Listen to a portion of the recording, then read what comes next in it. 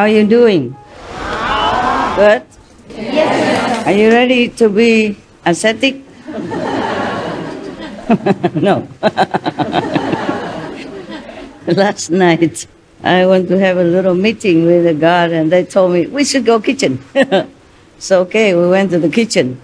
My, what an ascetic life. So many food. I keep giving away and then keep coming more all the time.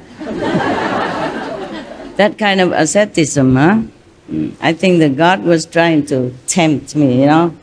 See if I can resist all this beautiful food. I told him I can't. And he knew it already. I said, what's the problem with you? You know I cannot. So why bother asking me? Huh? Okay, let's go to the great master who could do the asceticism for us. Huh? I'm telling you, not every master has to be an ascetic. So don't always has this kind of fixed prejudice, okay? Yes. Look at Sikhamoni Buddha. Yeah. How many lifetimes he has been king and minister or big personage in the society. And he not always a monk. Yeah.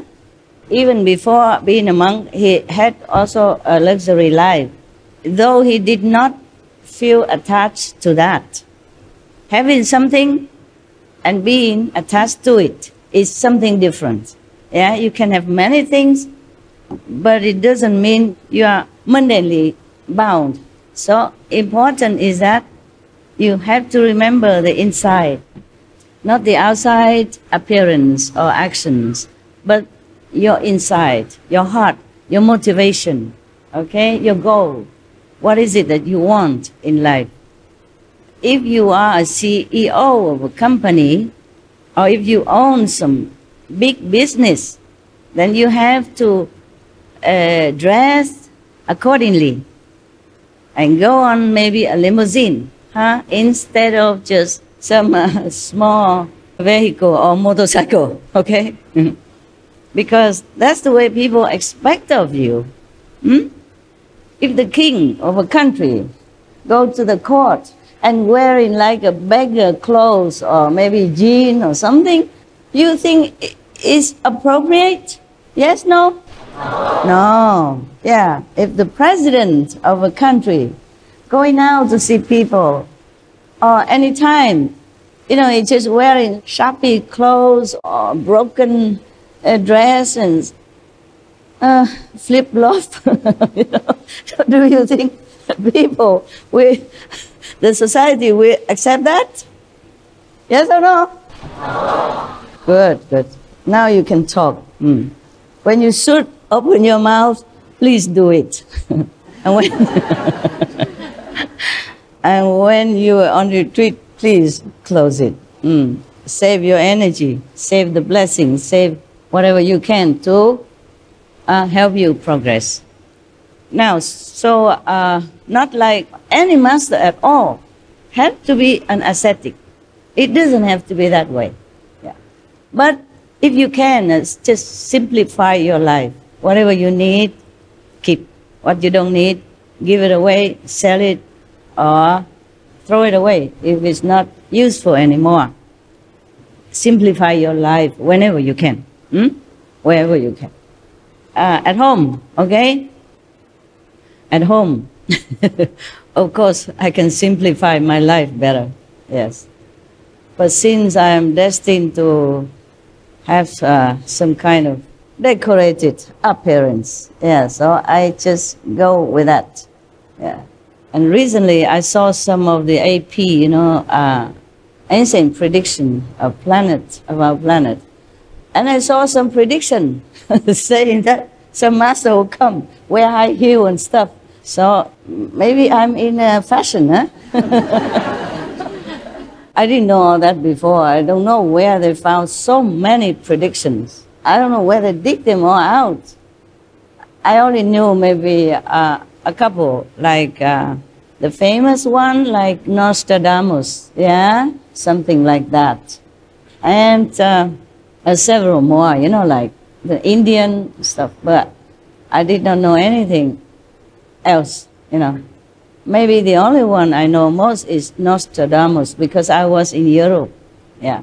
At that time, it didn't apply to me. I was just a girl working, yeah, and then get married. So I just read it somewhere, very fleetingly, fast, turning the pages, but not really knowing much about it, because everybody says something about Nostradamus, so I also read it since I was there.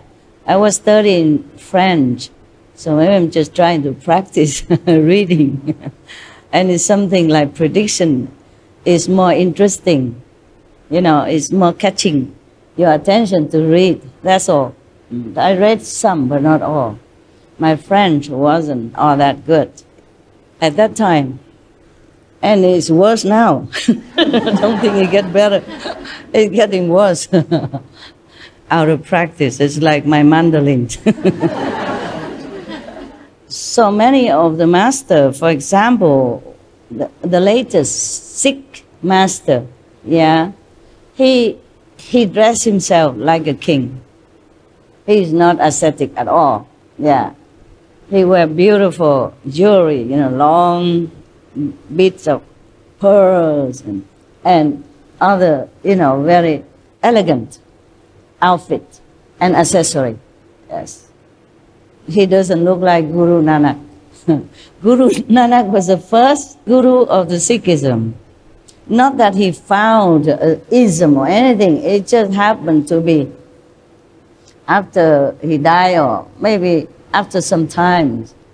Just like Buddha died and we have Buddhism out of nowhere. Don't even know who found it. But people would say, Buddha is the founder of Buddhism. Nonsense. He never did. He never cared about anything like that. And like the Sikh gurus die and become Sikhism. Christ died, become Christian, etc., etc. And the Guru Nanak was a very, very ascetic master and enlightened saint. He walked everywhere. He ate whatever come his way. If nobody offered him anything, or nowhere to have access to food, maybe buying or people give, yeah, very little has been recorded about his life. But for some of the story, you know, I gather, you know, behind the nuances of the line, I gather that the Guru Nanak was an ascetic, yes, because he walked everywhere and he just eat like berries and something like that, yes. But maybe later when he became more well-known, then people would give him maybe a place to stay and some food to eat, a disciple offered to him. But normally he's not the luxury one.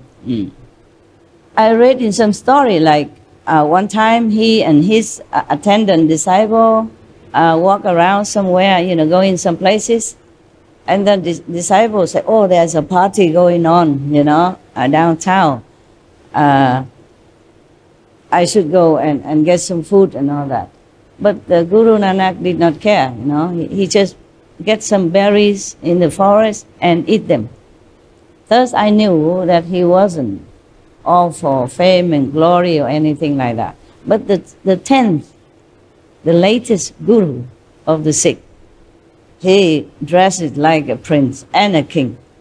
Very beautiful, very luxurious, yes, and very dignified. Just like a royalty, you know. And some of the other master or teacher like Kuan Yin Bodhisattva, I don't think she's an ascetic though. She wears beautiful clothes, yeah? Not overly decorated, like your master maybe, but she does wear beautiful clothes. Maybe that was afterward, huh? Or maybe that is her real image when she appeared to the people, in the world, to save them or help them in some way. But I saw some of the statues that she was wearing tattered clothes. Maybe she meditated too long, in the beginning of her spiritual mission. Meditate, a lot, and her clothes is all tattered and worn out, in 10,000 pieces. So there are times maybe she was an ascetic, and later maybe she became more known, then the disciple would offer more clothes and a little bit more luxurious type of apparel. Now, so do not look at people from the outside image and judge the inside. Just like some kind of precious stone is hidden inside rough-looking, ugly rock, yeah? And when you cut it in half, like many, they show them in jewelry shop or a museum. When it cut in half, inside is hollow, and inside a lot of jewelry inside, shining. It's like that. Our body, no matter how it looks, it's just an outside garment. It's not our real self. When we hear something, it is our hearing nature, our inborn hearing power that hears it. And then we get used to it. We think it's the ears are hearing it. And when we see something, it is our seeing nature that sees it. And we keep being used to it, so we thought it's our eyes that is seeing things. The one that sees is not the one that you see. The one that hears is not the one that you look at. But we are so used to with the outside appearance, as well as so used to it thinking, using all these our faculties that we think this is we. That's why the Kuan method teach you to return to the true hearer and the true seers. That is what the Buddha say. Turn your hearing inward, turn your seeing backward. Then you will see the Buddha nature. Well, I don't repeat exactly word by word, but he talked like that. The same with his disciples around him, like Manjushri or Kuan Yin Bodhisattva. The name Kuan Yin or Avalokitesvara, Sanskrit name, Her name meaning contemplating on the sound of the universe, of the creation actually. But some of the translators put it like she contemplates the sounds of the world, not our word and things that she contemplating. Because that doesn't need Kuan Yin Bodhisattva to do. We hear all the time, every day, right? Can you hear something? Yeah. We don't need Avalokitesvara to tell us, listening to this and that. Huh? So she also means that turn your hearing inward. Again, return to your hearing source. Return to the owner of this body. Return to your own self, your real self. That's what many masters told, but not many people do. Because they don't know how. They don't know how to open their seeing nature. They don't know how to open their hearing nature. That's why since times immemorial, many monks and non-ascetic, they practice all kind of asceticism just to get there. Because I think, forsaking everything, detach yourself from the whole world, then you will get the Buddha nature. It's not like that. It's not that easy. The Buddha's or Christ's nature is not like a business that you can exchange it for something or buy it with some sum of money or jewelry. No, it's something priceless, precious. We must find it by a very special, precious way. How many ascetics, renunciates people has been forsaking everything, wife, kids, kingdom, wealth, even don't eat or eat only very sparingly or once a day and don't get nothing. one of the high monks told some of the monks in some of the temple, because they were sitting in meditation. And the master asked, "What are you guys doing?" Say, "We are trying to meditate to get enlightenment." So the Zen monk, he take a piece of stone or brick, and he keep firing it on the floor. And the monks ask him, "What are you doing?" He say, "I'm trying to make a mirror out of this stone." And the monk say, "How can you make a mirror out of this rough and useless stone?" And the monk say, "How can you get enlightenment sitting there, idling, for nothing, useless? You can sit until thousands of years, and all the world come and go, and things are reborn and destroyed. You will never get anything if you don't get it right."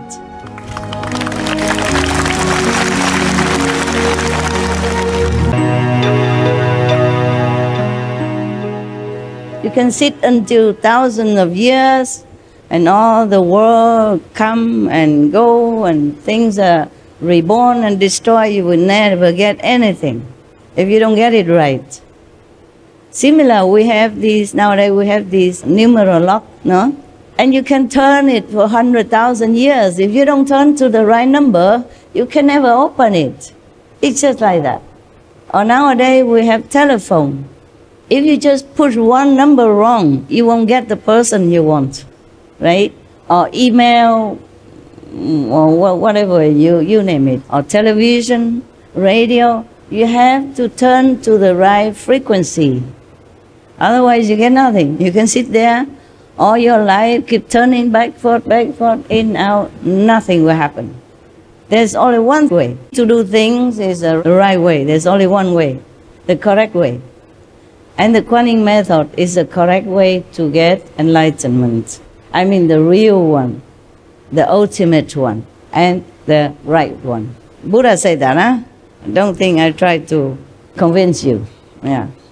All the masters say the same thing. If you have time to study all the scriptures, here and there, they mention like that.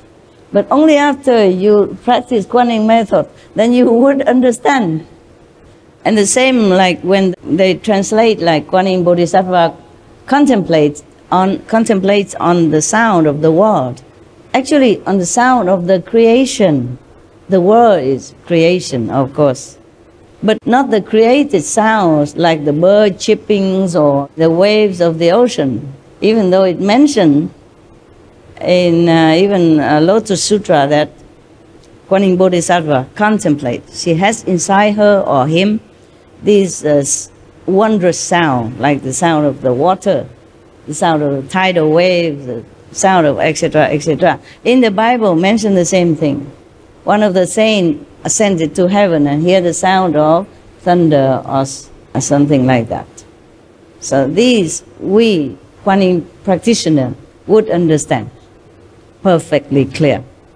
But if nobody pointed out to you, and if you have no experience about it, you would also not understand.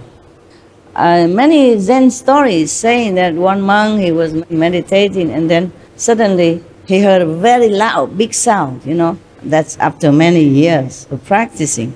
Yeah, suddenly here one time. Maybe never hear it again. Because it's just like a coincidence that he heard it.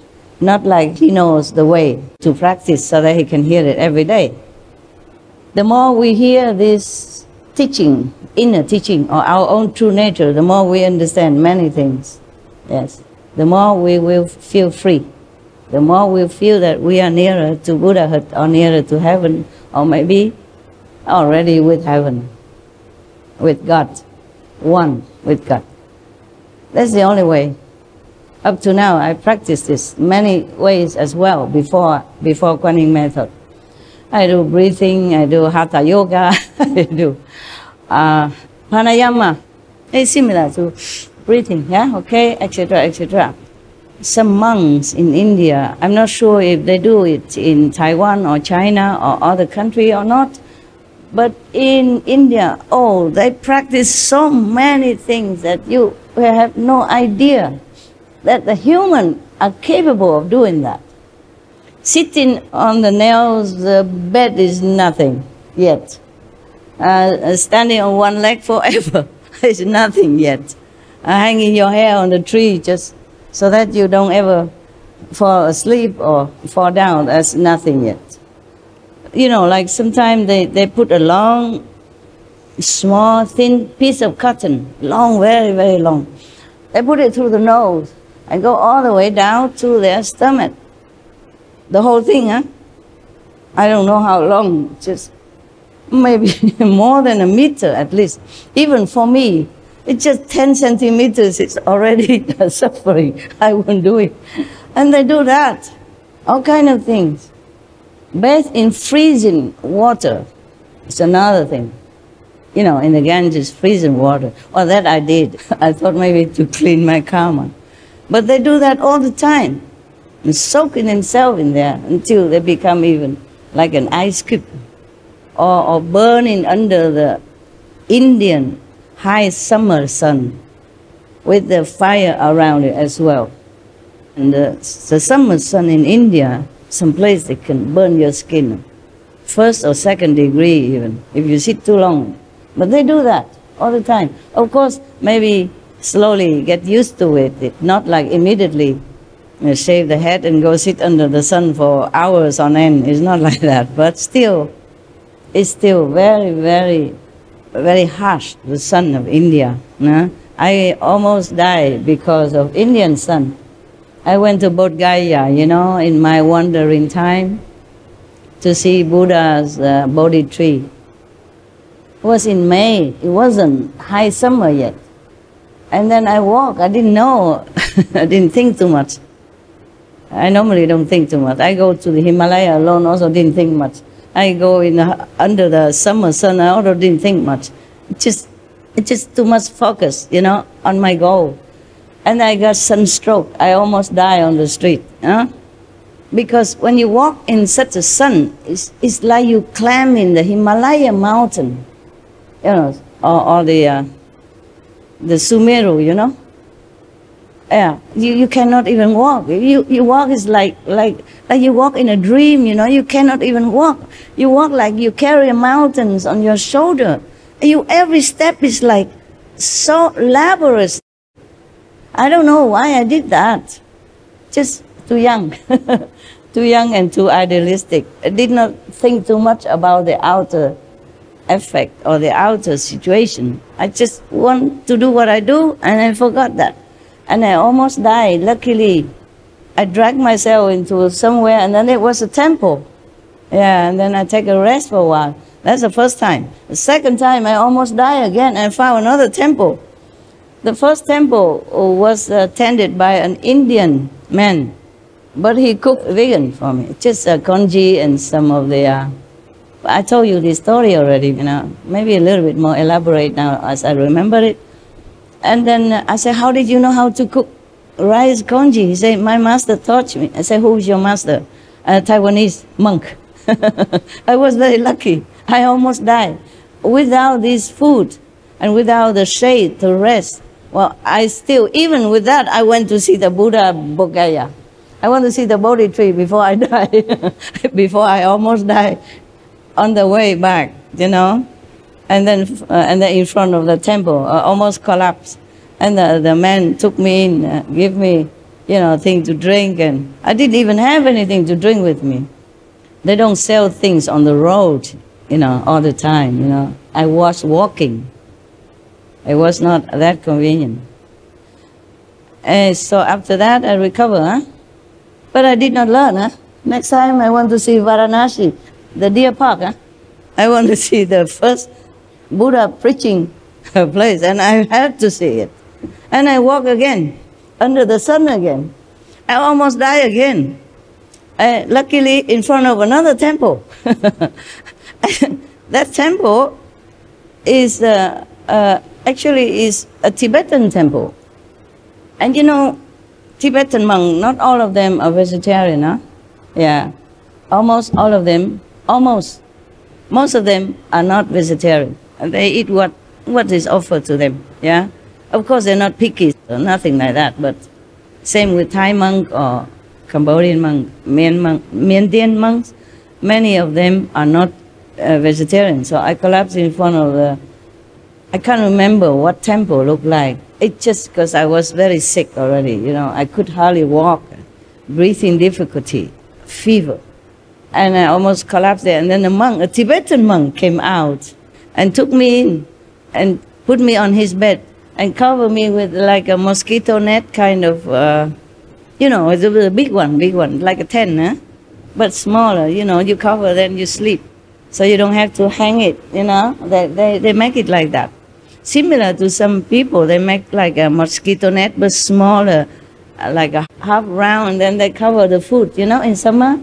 So the insects don't spoil it, okay? Similar like that, but bigger. Enough for me. He covered me from head to toe. And he let me stay there, and he said, oh my God, fever, fever. The worst thing is that I already had fever. And then I went in the temple, and I took a shower. The water there is boiling hot, because it's the sun. And all the pipes are heated also. I didn't know that. I just took a shower. It made me even hotter. I keep feeling burn everywhere. It's not like the skin come off or anything, but it was really very, very painful. The monk took care of me like a father. I never forgot. And then he said, you must eat something. I cook something for you. I said, no, I'm not eating any meat. He said, no, no, I'm also vegetarian. A Tibetan monk. And you found it there, vegetarian, believe me or not. Yeah, I always collapse in front of vegetarian temple. It's funny. Actually vegan, you know, there's nothing, just some dry protein and a little japchae, vegetable, japchae. I still remember that word, japchae means vegetable in India. And just a little bit like that. And then I recovered slowly, and he gave me medicine and stuff. Such a kind monk he was, yeah. Otherwise, maybe I die already, yes. Because at night, when I was walking around, before I reached Deer Park, I was walking around and find somewhere to sleep. I cannot find anywhere. So I slept outside, you know. I slept outside in the open, alone. And the mosquito or some insect is also giving me some present, make it even worse. Yeah. I was a natural ascetic because there's no choice. Drinking Ganges River, when on the higher side of the river there was some leprosy people living there. And nothing happened to me. I drink all kind of water, nothing happened. It's just the sun. Just make trouble. But that did not give me any enlightenment, huh? All this kind of asceticism. It's just natural. Number one, I didn't have a lot of money. Number two, I did not have enough facility to cook. Yeah? Number three, I don't have anywhere to cook. I cannot carry a lot of stuff because I'm small. I can only have one blanket or the sleeping bag at that time. And just 2 pairs of clothes similar like this. Punjabi clothes, yeah, that's all. And a staff, of course, for walking, yeah. On the mountain road, you need it. You need it very much for climbing up and coming down to balance yourself. Otherwise, if you just walk alone without a staff, you might slip, okay? Yeah, either going up, slipping down, or going down and slipping down. Yeah, so that's all I have. So you can see many monks in India, they have a staff also for that. Yeah. So, do you have enough asceticism yet? Because the master will teach you more than I can say, more than I have done. The master Mahavira will teach you more. That is just a prelude, okay? Just appetizer for you. Now come the real thing. I don't know if anyone in the history of mankind could have done, or could be doing, or will be doing such a asceticism, such a sacrifice like the Lord Mahavira, okay? That's why I want to to read it to you. By the way, we have to thank the society who made it. That society is called Sunny Publications in New Delhi. We really thank them. And if we can find them, we will offer some financial offering so that they can continue publishing more books to spread the teaching of Lord Mahavira. We thank them, huh?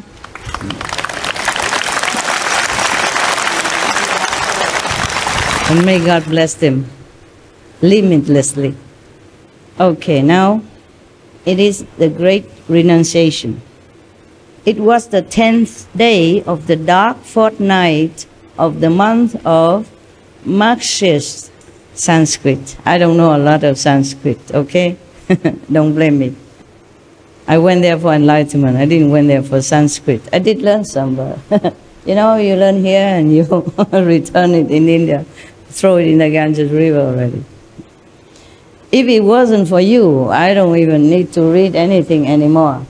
It's just like a kindergarten teacher, you know, she already over it, and she has to read everything. She has children's story book and stuff for her students. Prince Vardhaman had observed a ritual fast for 2 days.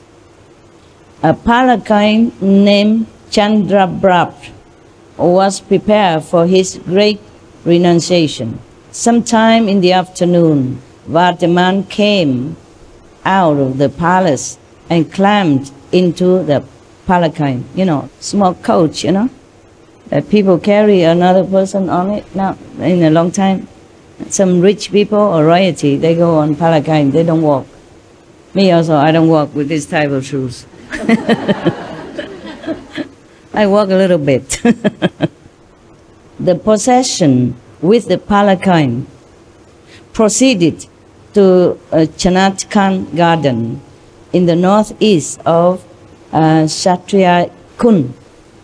The palanquin was placed near an Ashok tree. Ashok tree has nothing to do with the King Ashok, okay? One of the most ardent devotee of Buddhism, and he was credited of spreading Buddhism everywhere. As Ashok, King Ashok is different. I don't think this tree belonged to King Ashok. It's just the name of it. Fancy a king has a name like a tree. Vardhaman got down from the palanquin. Thousands of eyes were staring at the prince. His golden body was adorned with a beautiful dress and scintillating ornaments. The next moment, he had removed all the ornaments and his dress as well. Nothing left on his body anymore. The only cover on his body was a piece of cloth resting on his shoulders and provided by Indra. Indra offered him this dress. The god Indra, the rain god, the one that is making something drop in on our roof right now. The water drops. Thank you.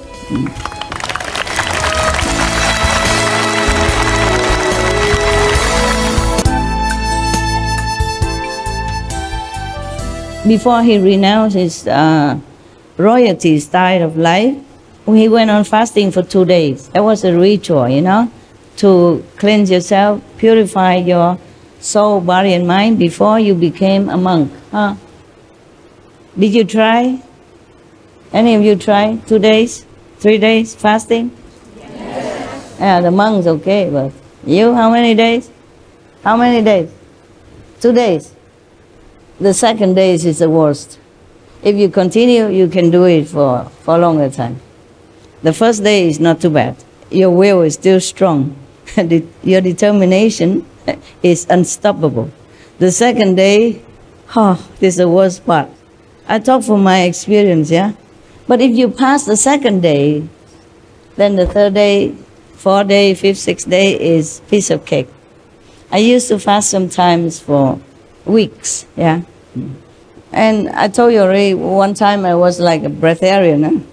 I just quit eating just like that. No preparation, nothing. And then don't feel hungry or anything like that. I did again some other time. Don't feel hungry or desiring the food, anything. And I tested myself by going out in a very busy restaurant where my favorite foods are prepared all day. I sit there, order some drink, but I won't drink, okay?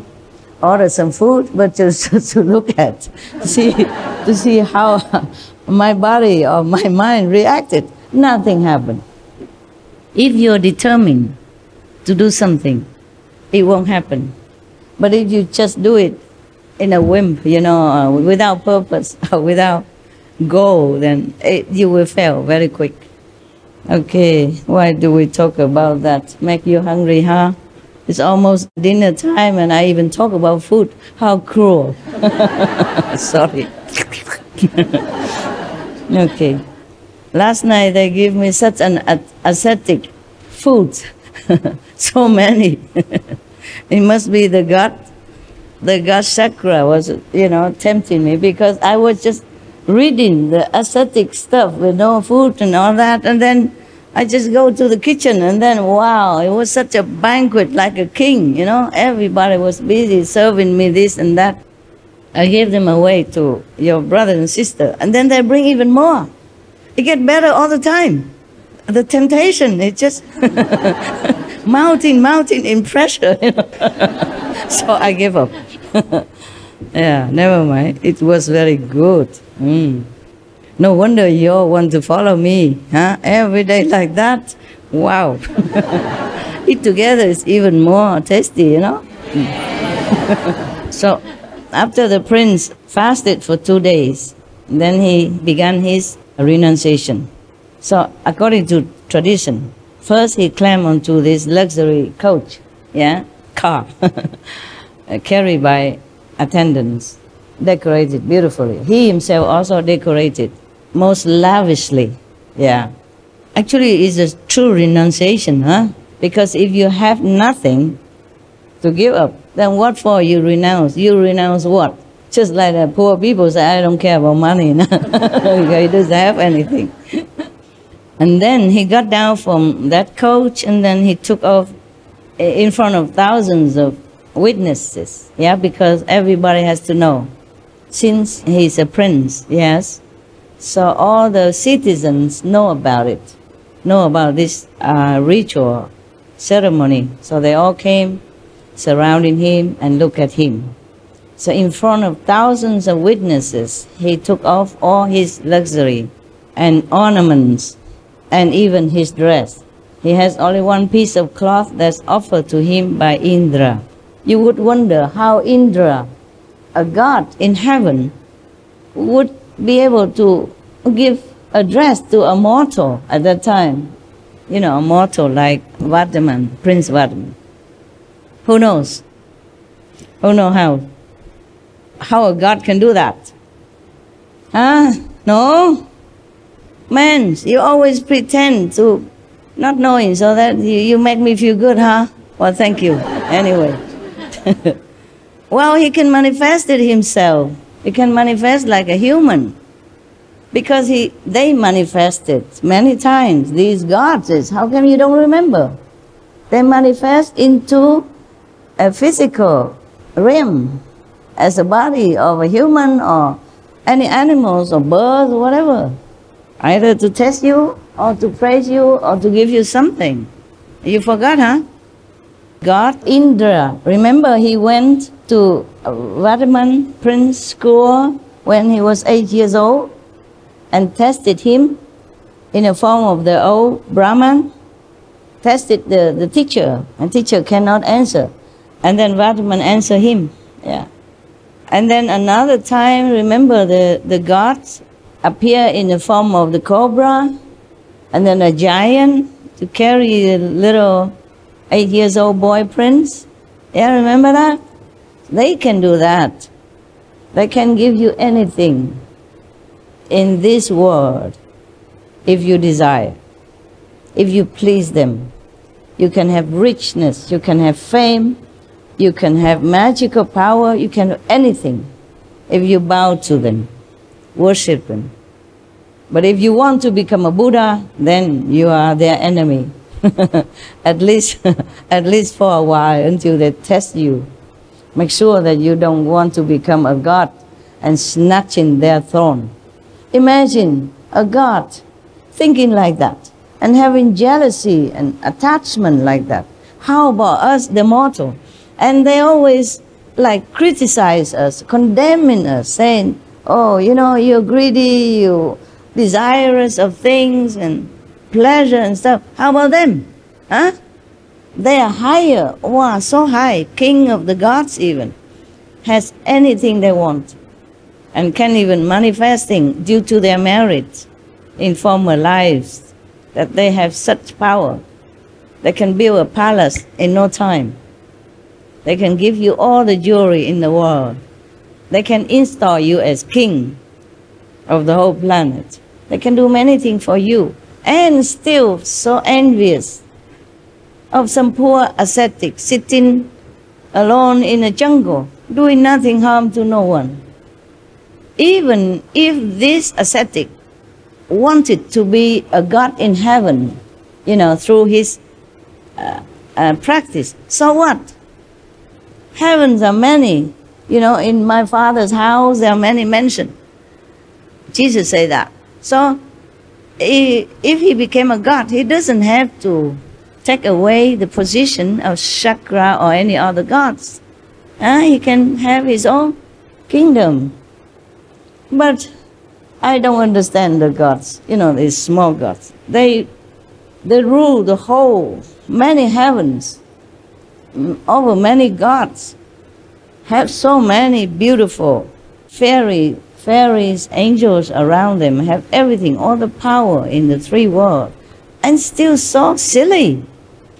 We would think heavens are these kind of lower heavens, of course, not the original heaven, okay? Not the higher heaven like the fifth heaven or the fourth level heaven or above the fifth, different. But still, being a god, you should think they behave more decent, no? Sorry, the truth hurts sometimes. Yeah, I'm telling you, behave, Yeah, you are God, you are the gods, right? I'm not afraid. I tell the truth. And then they would punish us if we desire something, yeah? Or if we want richness or fame or position in the society, then they will also look down upon us, you know, thinking that we are not a good person. And then they are doing similar things, worse, yeah? Even punish those who they feel are threatening to their position as a god. It's so funny. Many stories I read in Buddhism is similar. Always the gods come down and make trouble. You see, up to now, there are a couple of gods came down and bothered Prince Vatiman already when he was only a little kid even. Shame, huh? Shame on you. Well, we forgive you. So now, after removing all the ornaments and dress and leave only the cloth that Indra gave to him, Indra god came down due to respect and offered him this celestial kind of cloth. It's different, it's shining with light, you know, in all directions. It's brilliant. It's not this one. It's not made of cotton. Even though you say I look beautiful in this, but his dress, even though it's not from royalty, but it's from heaven, you know, it's beautiful. The same with the kashok that offered to the sixth patriarch, Huineng, that was passing down from a long lineage of enlightened master. It has different energy than it's just a normal dress, a normal kashok, mean a monk's robe. That's why after the sixth patriarch got this dress, many people want to kill him for it, want to take it. And they are monks even. Believe it or not, telling you. Some kind of monk. After he does that, he has only one piece of cloth to cover himself. And then the prince, Vatman, poured out his hair in 5 strong fistfuls I guess, the ritual at that time. You have to pour out your own hair. He should have gone to the Buddha, and then the Buddha would just make it fall off, you know, naturally, or shave it for him. But I guess it's a ritual. He has to do it. It's painful, just to show the pain and the endurance of somebody who wants to be a monk at that time. And he was determined. So he poured his hair in 5 strong fistful, the fist of his own hands. Imagine, he's a very strong prince. Huh? He even catch a cobra and throw him away, big cobra. And he punched the giant when he was only 8 years old. Imagine now he's 30 already. Imagine how stronger he has become. And he poured his own hair 5 times to take it all off instead of shaving. And then Indra at that time, present, collected his dress, his ornaments and hair, and put into a golden vessel. What is Indra doing here? Collecting people's stuff. But they are precious, that's why. Okay? Now, after this, he uttered in his deep resonant voice, Namo Siddhanam, meaning I salute or I bow to the Siddhas, meaning liberated souls, meaning I salute all the masters, or I bow to all the masters, yes. Or the saints, yeah? Same, yeah. Liberated saints. And then the prince took the vow of ascetic life. Now, officially, he has become ascetic. He spoke again. I take the vow of practicing equanimity all through my life and abandon all intentional sinful activities. Thus spoken, Lord Mahavira Swami, accepting the rigorous ascetic vow, and resolved, in my ascetic life, I will remain equanimous in all conditions and circumstances, meaning he will be always at peace and tranquil. He will not fight back, or he will not complain, or he will not change, do anything, no matter what happened to him. He will just stay tranquil. That's what it means. He continued, I will tolerate every affliction or predicament caused by man, God, demon, or animal equally, no matter how fearsome it is. As long as I do not attain omniscience, I will continue to tread the fire-paved path of purity with unflinching and firm steps. He vowed like that. A wave of reverence started, and thousands of heads bowed with reverence, and thousands of the throats utter in unison, Victory be to Shraman Mahavira. This is the name, is the title for monk now. He's Shraman Mahavira now, okay? Yeah, or Swami, similar. Okay. After the austere vow, the Mahashraman, means the great Swami, the great monk, they call him now, acquired Manapayavachanan, which allow him to perceive the feelings and thoughts of all beings. He has some psychic power now, yeah, just like in knowing the thought of others. In Buddhism, also like that. When the monks practice under the Buddha, some of them have this kind of power. Well, many other powers you can have also, if you practice well. Nowadays, more difficult because we are too preoccupied, too contaminated, too short of time, too short of temper, too short of patience, too short of resolve to do things like the old time. So it's okay, Kuan Yin method, slowly, step by step, go home. Yeah.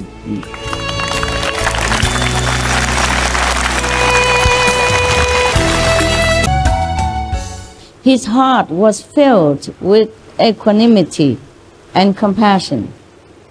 His face beamed with a spontaneous smile. Why does he feel compassion after he have this power?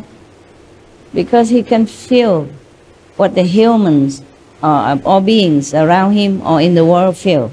You know, their sorrow, their pain, their frustration, their troubles, their helplessness, their suffering. That's why he has compassion for them. The masters, they all have all this. Just sometimes they have to shut it down, otherwise they cannot continue to do their job. The sympathy they have for all beings will collapse them mentally, emotionally, psychically, and bodily as well. No one can be able to really function well in this world, no matter how strong spiritually, if that person continue to open this faculty, psychic power to adhere in all the suffering of the world. The Kuan Yin Bodhisattva, she hears them, their pleas, only when necessary, only when they are desperate, and only for that person or those persons. She doesn't always have to hear all the suffering in the world, because that will be too much, even for a Buddha. Now, he walked with firm and steady steps towards the jungle without turning around or hesitating. Now he's going away to the jungle to contemplate. Suddenly, there was a feeble call from behind. The call of a pain-filled heart retards the movement of Mahashraman also, because it's so pitiful, a voice calling for help, that he slow his movement. Normally he doesn't want to slow. He wants to go steadfastly to the jungle. But then there is a voice, very weak and pitiful, calling for help behind him, so he slowed down. And then a wiry and weak Brahman, moving briskly with the help of a stick, arrived and fell at the feet of the Mahashraman. Tears were flowing from his eyes, and there was an expressive pain on his pitiable face. He uttered humbly, "O Prince Vardhaman, kindly liberate me. Give me something. Remove my poverty." Shraman Mahavira recognized this old man to be Samshama of Brahmakund. Long back, he used to come to the king Siddhartha's court. The charitable king extended him all help by giving whatever he needed. He was happy then, but he was not seen after the king's death. Samshama said, "Prince, I wander around from one state to another state after the death of King Siddhartha, my mentor. Wherever I went, my bad luck followed me. After 2 years of wandering in vain, I have returned home this morning. On my return, my family members informed me about your year-long charity. Everyone got what he desired, but I, the ill-fated, got nothing from your charitable hands. Prince, as soon as I reached home, I came to know that abandoning everything, you have become ascetic only today. Prince Vardhaman, please have pity on this poor destitute. Remove my poverty with your kind hands." This is impossible. The prince already renounced everything. He has only one piece of cloth on him. How can any man has a heart to come and beg in like that? People are really impossible to comprehend. And he's a Brahman. He has family even. Now he could do something to earn a living. But it just has to bother people like that. Became a monk already, has nothing at all, and still come and bugging. This kind of people. Brahman supposed to be the most noble class in India at that time, and still in some area now in India. Supposed to be the most learned, the most noble, the one that you cannot even treat unkindly or slander of any kind. They are revered like high priest, yeah, and behave like that. Imagine. Mahavira was filled with compassion, but today he had nothing more to give. Suddenly he thought of the divine cloth on his shoulder, so he tore it into 2 parts and gave half to the Brahman. The Brahman was filled with joy. What kind of joy is that? Robbing somebody who is already a monk and who has nothing with him anymore, and still feel joyful. Yeah? Being Brahman and all that. So the Brahman took this piece of cloth to a mender and inquired about its value. The mender said, "Brahman, how did you get this divine cloth? It is just a part of a whole. If you could bring me the other part also, I will mend it back into its original form, and you could sell it for 100,000 gold coin." Oh. The greedy Brahman ran back to Mahavira and followed him everywhere he went. Some Brahman, huh? After about a year, the remaining piece of the divine cloth fell one day from Mahavira's shoulder. Some Shama picked it up, got it mended, and sold it to King Nadivadan for 100,000 gold coins. Now, neglecting his body, the venerable ascetic Mahavira meditated just by himself, in blameless lodgings and wandering, in restraint, kindness, avoidance of sinful influence, chaste life, patience, freedom from passion, and contentment, practicing control, circumspectness, religious postures and acts, walking the path of nirvana and liberation, which is the fruit of good conduct. Living thus, he, with equanimity, bore, endure, sustain, and suffer all calamities arising from divine powers, men and animals, with undisturbed and unafflicted mind, careful of body, speech, and heart.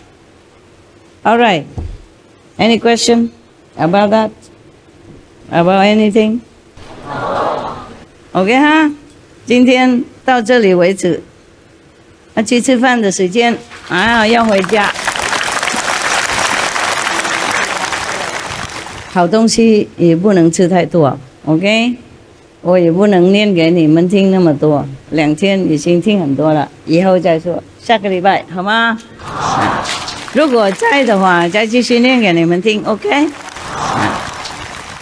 哎，念字还好啦，就怕有时候我多余解释很多东西，从一国跑到另外一国，从一个大师跑到另外一个大师，从一个故事跑到另外一个故事，就时间拉得很长啊，怕你们饿坏了，然后巴士跑掉，你们走路回台北、高雄好长啊，走到下个月才能回去 ，OK？ 从这边跑到高雄应该多久时间啊？走路半个月，那不错嘛，不错。那不能走路算了，留下来嘛。每天也是很苦啊，吃东西，然后打瞌睡，然后怎么样？OK， see you later. Next time. Thank you.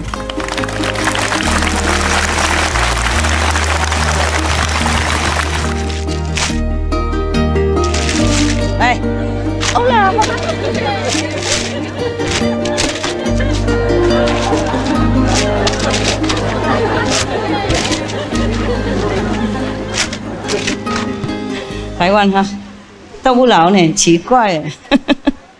哦，认识了几十年了，还是一样啊。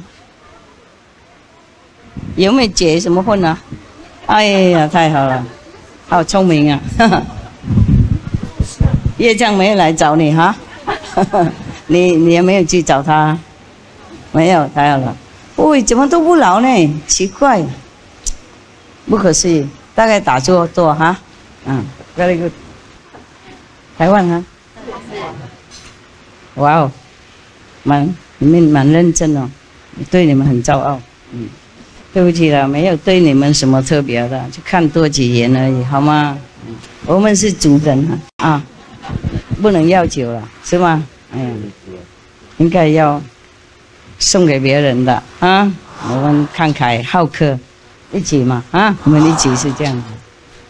有时候我也是这样啊，如果东西不多，我自己会送给别人了。东西不多，其实我的东西如果不够的话，我东西会给他们。印度人他们也是这样如果有人来他们的家他们没有多少，也全部贡献出来。他们认为任何人来是的上帝来的，不是上帝派来的，所以他们对客人呢跟对上帝一样，很尊重，就没东西也全部拿出来。你们知道师父讲过一个故事，是那个嘎比亚那个僧人有没有？嘎比亚大师连他太太也想拔出来卖为了供养那些来拜访他的和尚还有那个过路的人，他们来的话是客人嘛，还好太太也没有卖，东西也拿到。记得故事吗？哦，不错。你们也不用这样这么过分，好不好？先生太太要自己保管 ，OK。他是大师不一样他做一些比较不同的事情嘛，所以让那个买卖的人比较怕。商店那个主人他很喜欢那个嘎比亚的太太。因为嘎比亚太太很漂亮，应该是这样了。然后他常常要他的太太不要，讨厌。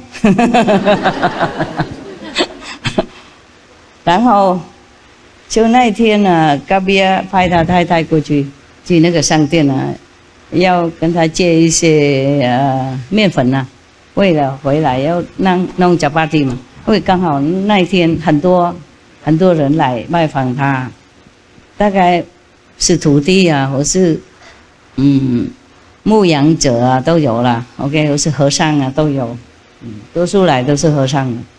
那些印度的人和尚他们不分别你是在家人出家人，如果他知道你开悟，他就会来拜访你就对了。那么不够那个面粉弄chapati啦所以他派太太过去借一下，没钱过去要面粉哪里有然后那个商店的主人就说：“你留下来嘛，你跟我一个晚上的什么面粉都给你了，不用钱的。”那太太贼讨厌就跑回去，跑回去跟先生说了。先生说：“就这样子而已，你也不肯我带你过去。”好。他就把太太抱过去下雨嘛，怕太太弄脏弄湿，怎么抱过去？抱过去说：“刚才我太太不懂事对不起了，现在她是你的面粉给我。”哇，那个商店吓了一跳。第一，哪里有那么慷慨的先生，疯子的先生？事实上，在那个范围，他也大概知道嘎比亚是开悟的名字了，就是他太无名，没有跟着，又要他的太太，哪有这样子？隔壁邻居不好不过隔壁也是把太太拿出来贡献了面粉还给我就好了。结果那个人吓坏了，因为嘎比亚这么直那么真诚所以他吓了一跳。第二，他们两个为什么在雨从他的家跑那边也是一段路啊，下雨这么大，两个都什么都没有，没有一滴雨在身上啊，所以他怕了。他说：“啊，好了，不敢了，我刚开玩笑而已，哪敢啊！好，你要多少面粉，全部带走。OK， 还好我们台湾面粉很多，不用来教哈。OK， 也不要试看看了，有时候人不那么好的啦。OK， 印度人他们不管怎么样。”无名怎么样，也知道修行的人，懂不懂？也是要尊重，也知道有这种修行人的力量，还有尊重，懂不懂？别的地方我不保证哦，不要乱吃看看哦，太太跑掉别怪我哦。真的哪有这种先生哈？连太太也卖掉，为了请客啦，啊？为了请客，你们会不会跟护法嫉妒啊？不会，我需要他们那些肌肉啊，懂吗？因为我都是看人嘛，有时候路不平啊，有时候会跌倒，他们再扶一扶也好。有当过兵比较有那种警觉性啊，懂吗？女孩子没有当过兵，男孩子都有，是有用了。OK。有时候我都看你们没有看路嘛，然后走路有时候不方便。Thank you 了，行。